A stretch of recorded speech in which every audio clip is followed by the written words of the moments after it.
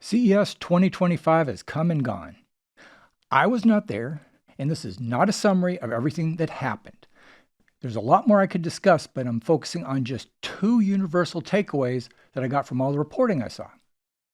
Linus, Thrillseeker, Sadly It's Bradley, MRTV, Tyrell Wood, Tally Mouse, and a bunch of other people were there, and many have reported back on YouTube, Discord servers, Reddit, and many other websites.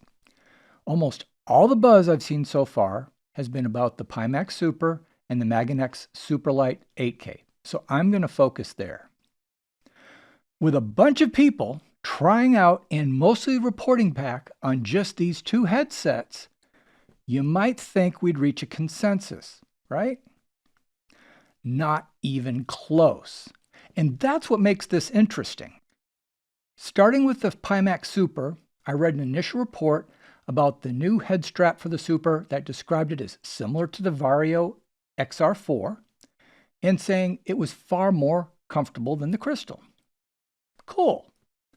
Then I saw a video that said the Super's new head strap was not comfortable at all, and the headset moved all over his face, and he found it far less comfortable than the Crystal. Two people with completely opposite thoughts about the exact same piece of hardware. Okay, people talked about field of view. There were some people who put on the Super and said they thought they were seeing about 10 degrees more horizontal field of view than the Crystal. And there seems to be a growing consensus that around 115 horizontal field of view is what a person might expect. Okay. Then another guy said he couldn't get his face deep enough into the headset to see the outer edges of the lenses. And he said that even with the lenses digging into his nose, he still could only get about the same field of view as a Quest 3. So the field of view is there, but he couldn't reach it. So how about the Shift-All Maganex Superlight 8K? Sebastian from MRTV and his cohort were very outspoken in their thoughts about it. They think it's the bee's knees and the best headset coming. Brad of Sadly It's Bradley said he couldn't get the image fully sharp. Two other people reported they couldn't get quite close enough to the lenses for the image to be fully sharp either. And Shift-All told at least one person that the version showcased at CES was designed for Asian heads. Are you starting to see the pattern? It gets better. The guy who had issues getting deep enough into the Pimax Super said he had a normal white man face. And another YouTuber who wasn't there suggested that the Superlight would work fine for you unless you had a head like Shrek. Great. So now we're juggling Asian heads, normal white man faces, and ogre heads. So my first takeaway from CES is that the VR headset manufacturers are still struggling with creating a generic facial interface, and a change that improves the experience for some people will likely hurt the experience for others. Unfortunately, your experience with a headset in terms of comfort and field of view is very dependent on the shape of your face and head. And until you can actually put the headset on, you don't know if you are a good fit for a specific headset. I've seen it mentioned many times that if you have a Neanderthal brow and deep-set eyes, you won't get a wide field of view. Even Mr. Normal White Man Face had issues with field of view. So it's not that simple. Moving on.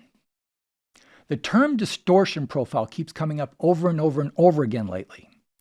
A distortion profile is used to map a pure rectilinear image, like what you'd see on your monitor, to the headset display in a way that matches the specific lens profile. It both warps the rendered image to allow for the field of view you see, and if needed, it even shifts individual colors within this warped view to compensate for moire generated because of pixel patterns on the display. I experienced this with my Vario Aero. There was a redshift tool that allowed you to look at a grid, and while in VR, you'd look around at that grid and you'd see red, green, and blue lines. And then you'd make the color shift adjustments until all three colors looked flat relative to each other. The end result looked much clearer and sharper in game. And the kicker? Different people came up with different shift values that worked best for them. So historically, a headset had a distortion profile that it shipped with, and we never talked about them. And those days are over. First day of CES, the Pimax Super gets a lot of complaints about low vertical field of view, chromatic aberrations, distortions, and moire. People with pre-orders are panicked. The next day, Pimax tried out a number of different distortion profiles, and they appeared to improve the vertical field of view and generally improve the rest of the issues, and the reports improved. These distortion profiles are powerful things. The same headset one day went from "oh my god" to "much better." In addition, Maganex responded that they would have a special distortion profile that they would send to people who couldn't get close enough to the lenses for it to appear in focus. Outside of CES but related to this topic, Somnium now has released multiple distortion profiles for the VR1, and their software allows you to switch between them to choose the best profile for you.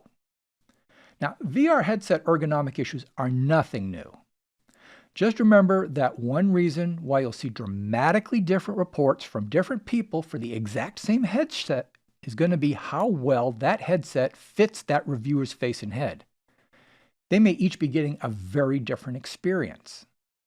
And depending on how a given headset physically fits an individual, they may actually get a better experience with a different distortion profile than someone else. So we're back to my overall takeaway from CES 2025. There is a complete lack of consensus. Things are getting more complicated, and your mileage may vary in some cases dramatically.